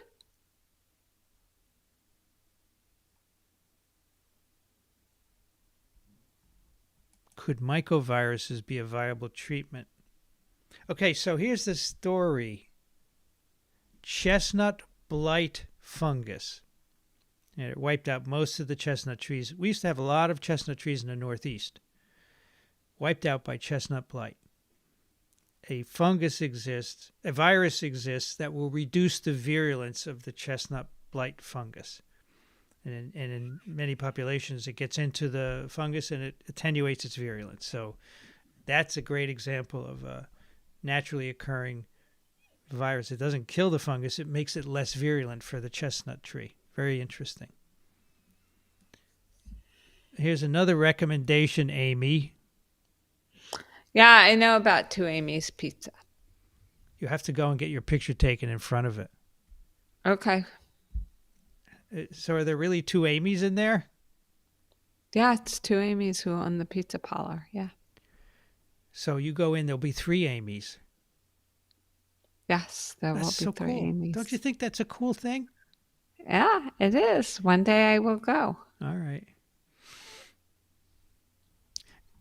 Do we know if BA2 confers immunity to BA4-5 yet? In all the papers Amy sent me, I haven't seen any that answer that question. Would you agree, Dr. Yes. Rosenfeld? Yes. You know, it rained and now it's really cold. Not so comfortable. Jeff says, what do you think? The very idea that there is some benefit from getting infected, i.e. gaining immunity for future infections, has now been shown to be incorrect. Right. I don't think that's incorrect. I think infection is part of immunity, and especially combined with vaccination, right? So I don't think that's correct. Yeah, I don't know what they're talking about. The opposite, an infection makes the next infection worse, not better, is not correct either, right? Right. Well, for the most part, I mean, you could, for dengue, it's true. Yes, for some viruses like dengue. Charlotte, the art of science this week in virology was wonderful. I enjoyed it and told my art students about it. Thank you. I'm glad you liked it. It was a fun episode to have those 2 wonderful artists talking about their work. I really like their work. I thought you might like that. Yeah.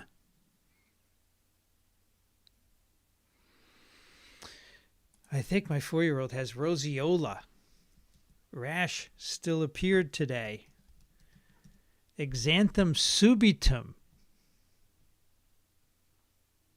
sixth disease, and it's a herpes virus infection. How can I tell if it's a more uncommonly severe case? Well, you should go to your pediatrician and let them sort it out, right? I would think so. Yeah.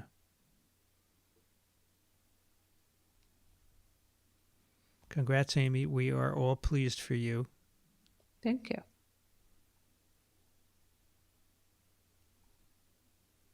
Yeah.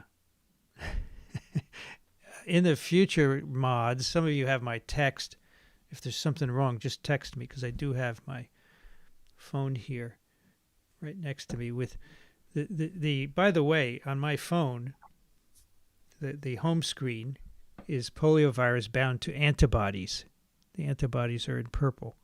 And of course the back is a TWIV case. What do you have on your phone, Amy? Zika virus. And when I unlock my screen, do you know what virus that is, Amy? It's polio. It's polio cracked open. Mm-hmm. How about that? Mm-hmm. The website I put up is right.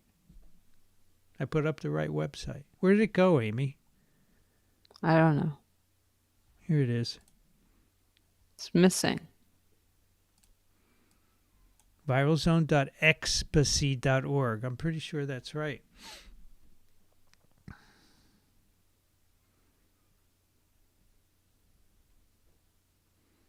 Roseola.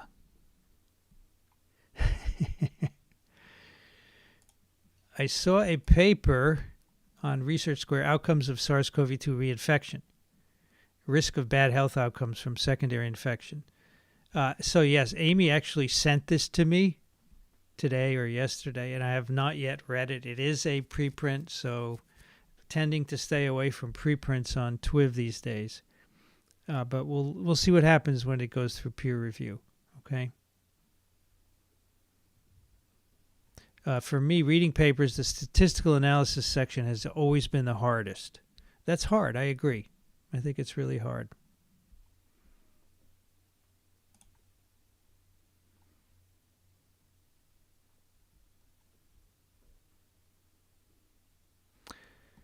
Surprisingly, SARS-CoV-2 has apparently required little to no significant adaptation to humans since the start of the COVID pandemic.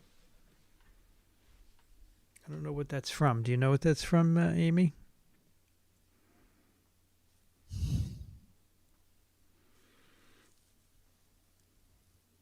I'm not sure how you could say that anyway. Yeah, that was my next question.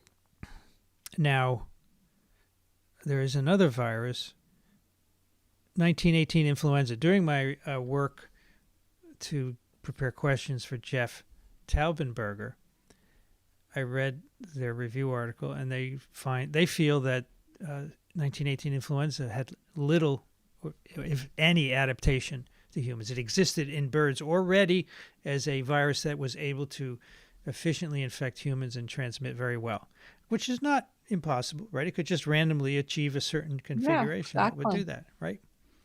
Mm-hmm. What viruses are tested for in U.S. wastewater? Well, now SARS-CoV-2. What about before COVID?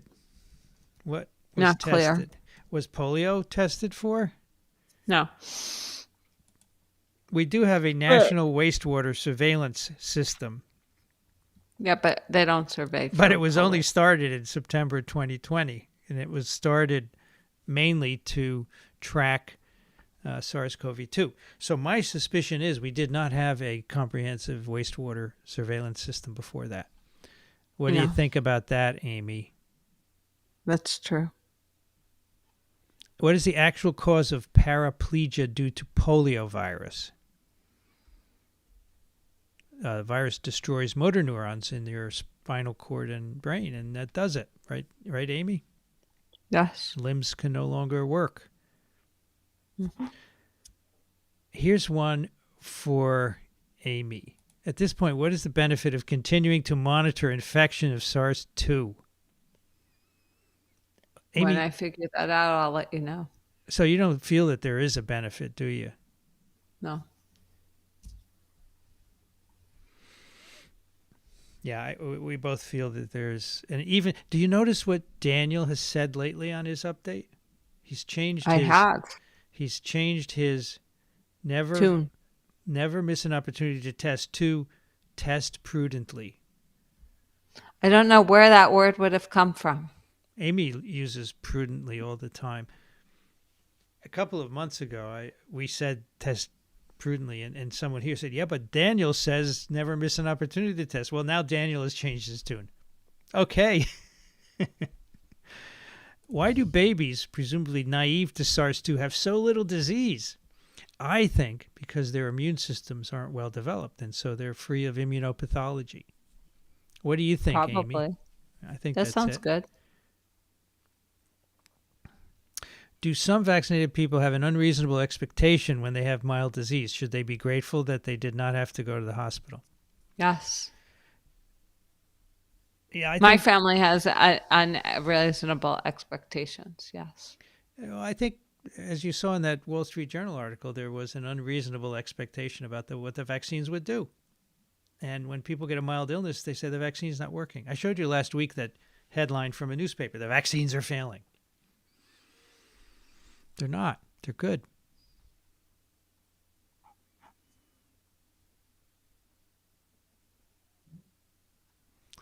Are there any other vaccines that stimulate T cell memories besides the mRNA vaccines? Yeah, there are. No, influenza is not one of them. There's quite a history. There's quite a literature on measles vaccines doing good induction of T cell immunity, and others I'm not familiar with. Yes, Well, polio does. polio does. Yes. According to Murray Chow and Phil Miner. Yeah, they have papers on it. And various other people, yeah.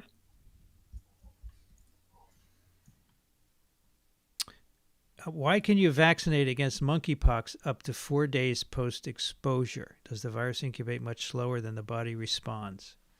Yeah, it can have a long incubation period.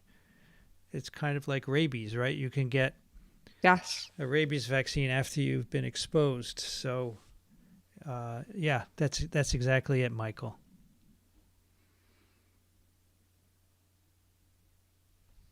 In response to my question about Evusheld, what I meant was, how does IgG get into the respiratory mucosa and neutralize?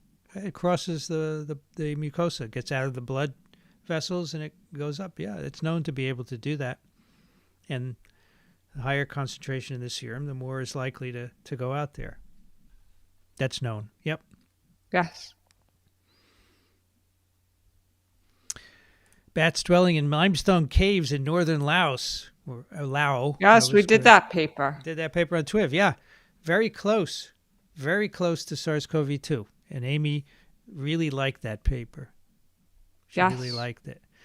Morris, thank you so much for your contribution to the incubator. Was there ever evidence of permanent lung damage due to COVID? Yes. There's clearly damage to lower tissues in people with COVID, even with mild COVID. Right, Amy? People see ground glass opacities in people without any symptoms even. So yes, it's quite clear. True.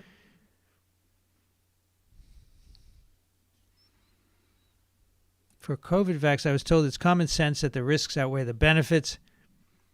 For those under 18, I feel the benefits outweigh the risks.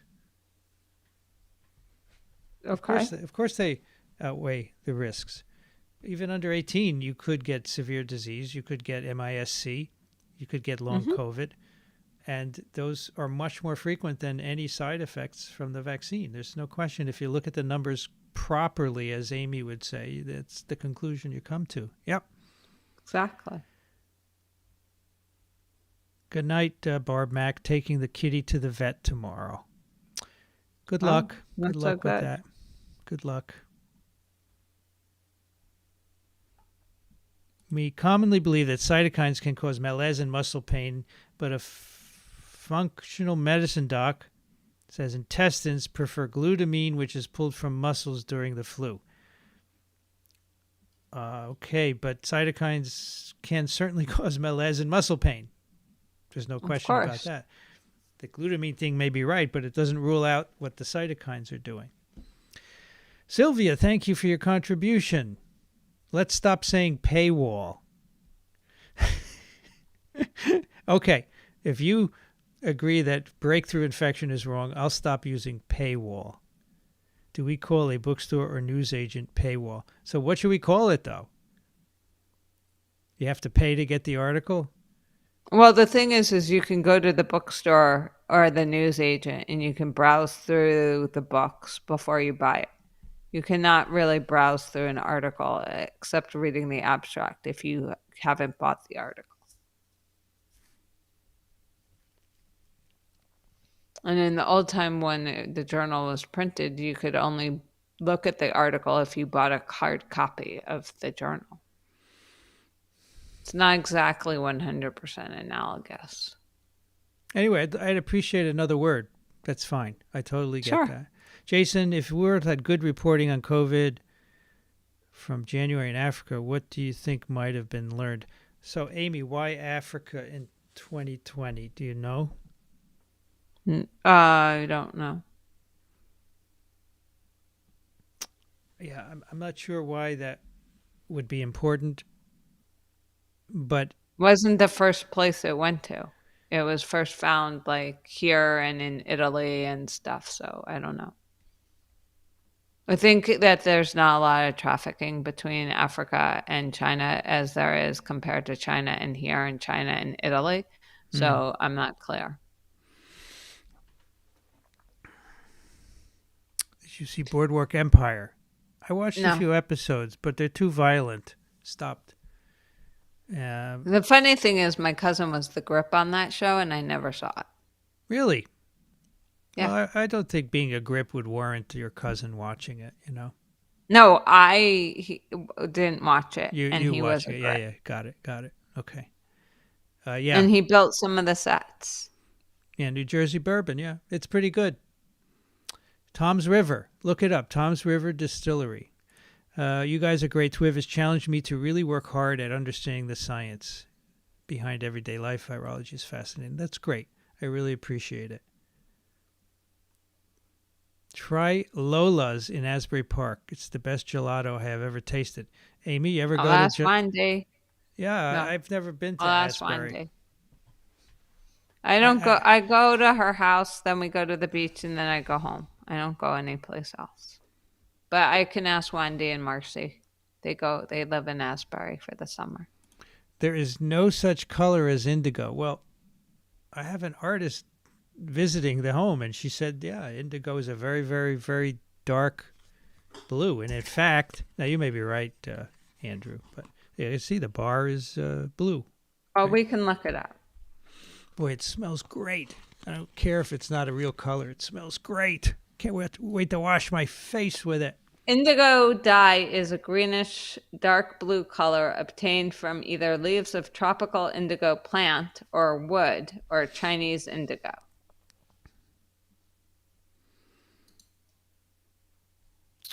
Yeah, New Jersey has excellent. It's a deep close color. It is a deep color close to the color wheel blue, which is a primary color in the RGB color space. Oh, look at Vanity grew up in Rumson. Fancy Pants. Very nice Where place. Is that? It's north of here. Oh. Very nice community. Is it like Deal? I think Deal is even fancier, if I'm not mistaken. Deal is super fancy. We drive through Deal on the way to go to Wendy's house. It's a big deal. I know it's super fancy. It's a big deal. It is a big deal to go to Wendy's house. I don't go very frequently. And yes, it's a big deal. It's got a lot of big houses. It's super fancy. I don't know what Taylor ham is. Taylor ham is good. Yeah. I don't eat ham. A Taylor ham and egg sandwich is good. I try to stay away from meat, but in the old days, yeah, I like Taylor ham is cool. With PCR machines being all different, what does it mean? No calibration of machines? No. Yeah, pretty much. No calibration. Nope. What are you going to calibrate? Jason writes, do you think China's extreme lockdowns in 2022 is largely a training experiment to train for future pandemics? I don't think so. I just think they believe that's the way to do it. And that they actually can keep the number of cases down, but they do things nobody else would do.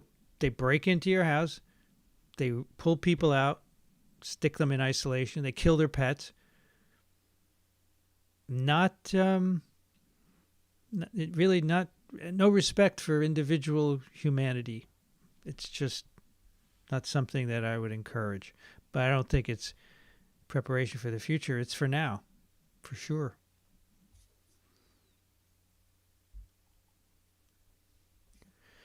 Here's one for Amy. Are you aware of studies of rapamycin to modulate immune responses? Would love to hear a discussion. What do you know about rapamycin, Amy? So yeah, we did those studies years ago in BP knockout mice. So RAP is an inhibitor of mTOR, which leads to the dephosphorylation of 4-EBP, which leads to a reduction in translation. And one of the targets is the synthesis of IRF7, which is a master regulator. So it makes you more susceptible to virus disease. It's actually an immune suppressive drug, but that's because of its T cell function. And it would be detrimental to use RAP to have a robust immune response to the flu vaccine. Not a good problem. Not a good solution. How is dear Dixon? I saw Dixon on Saturday. I went to pick up some of his paintings for the incubator. He's doing okay. Could be better. I said, how are you? He said, I could be better. But that's Dixon. He missed TWIV last week. He wasn't feeling well. I hope he makes it Friday.